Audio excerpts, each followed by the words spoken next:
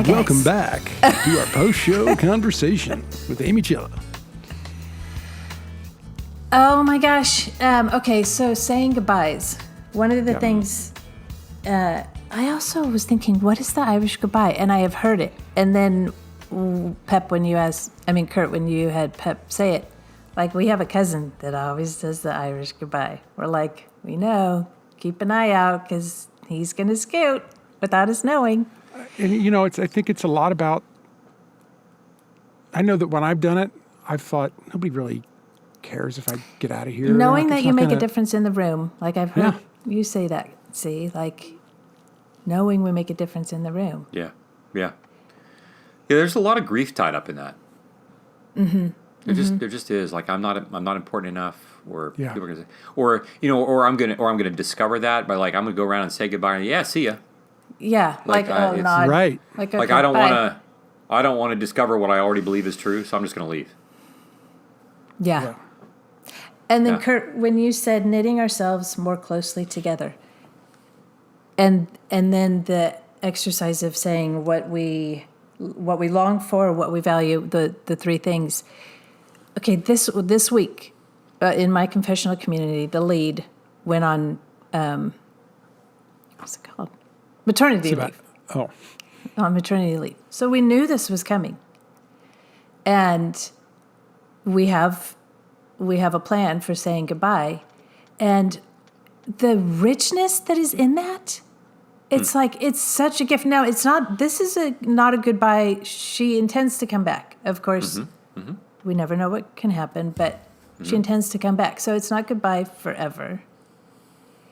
But going through, thinking about what we long for each other, it is so rich. It is hard work. And it's scary work, but it's the right kind of hard, right? It was... Totally. And we're not really taught this, right? We're not No. taught how to say goodbye. No. Yeah, I have to say that, when we've had a number of these time-limited groups where over a period of weeks, everybody's leaving. And so everybody's having to practice doing this across the room. And I think of there's nothing about these groups that people have more good things to say than they do about this goodbye liturgy. Yeah. Because where does anybody ever do this? Where do we ever say goodbye like this? And they will articulate the felt sense of discovery of things, right? There is a remembrance, a fresh remembrance in the departure of what we have meant to each other. That upon my departure, I have that memory in the room of our saying goodbye that kind of seals. It has its own particular way of sealing each other in each other's hearts and minds. And, And the grief, the sense of grief, it's I felt grief, but it's oh my gosh, it's grief because it is such a beautiful thing. Yeah, that's right. Yeah. That's absolutely right. That's connected though, right? If it's not something you don't care about, there's not going to be much grief. No. I'd be whew. Yeah. Relief. I've been so looking forward to this day. Yeah, right. When you were gonna be done and moved to Nebraska. Yes. Right. You don't have people having relief counseling. just grief counseling.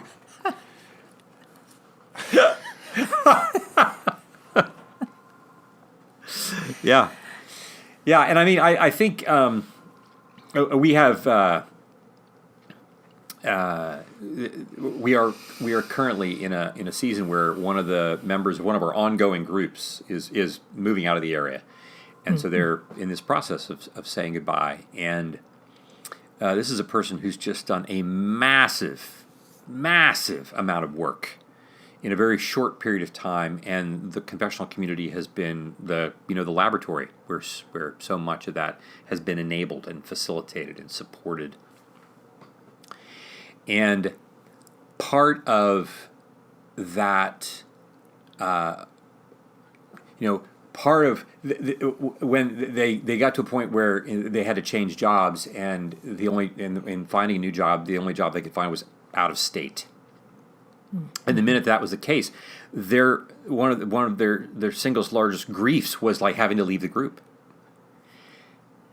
And at the same time, it has been the goodbye liturgy that has been the launching kind of propulsion for this person to actually not just leave the group well, but to become increasingly hopeful about what they're going to.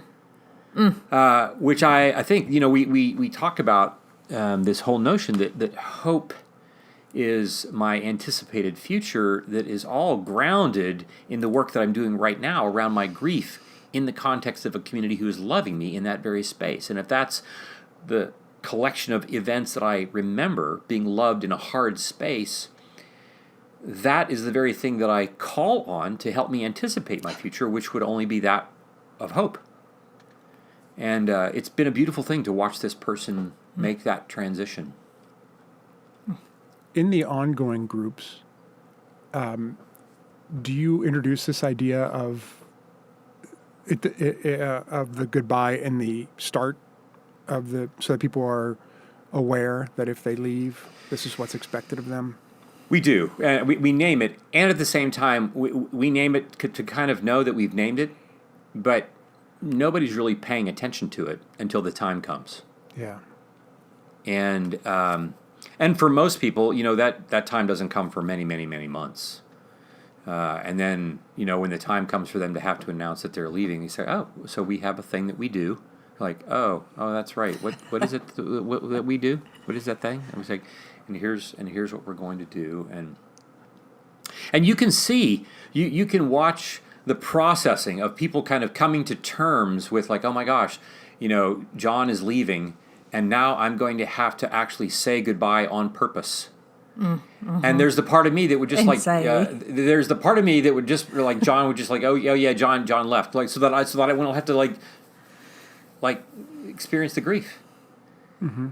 But this is the thing, even that, if we're experiencing this together, again, this is Trinitarian work. All are like we are joining. We are all together in this process, and even in this hard space, we are practicing for heaven. Right? We're practicing what it means. Yeah, it's the dark to light that you were. That's right. You were talking about. Mm-hmm. That's right. Yeah. Mm-hmm.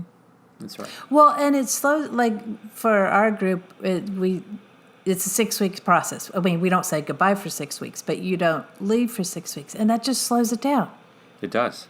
Because then the anxiety or whatever comes up first, okay, we can talk about that before we even are saying goodbye.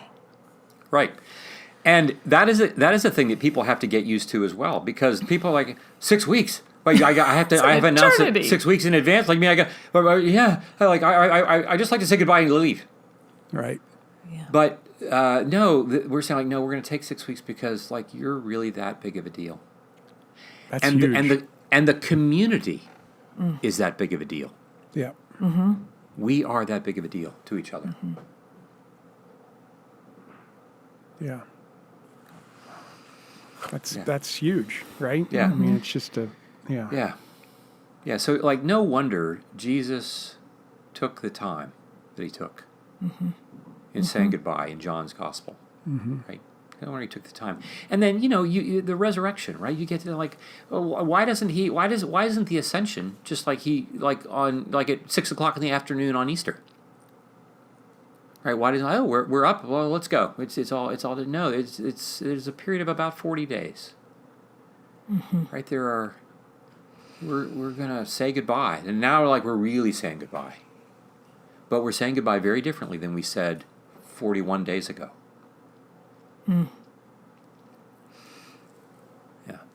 Yeah. Well, it's time for us to say goodbye. Say goodbye. Yeah. I'm going to do the Irish goodbye, I think. Figure we'll just stop recording mid. Right. Yep. Just leave meeting. You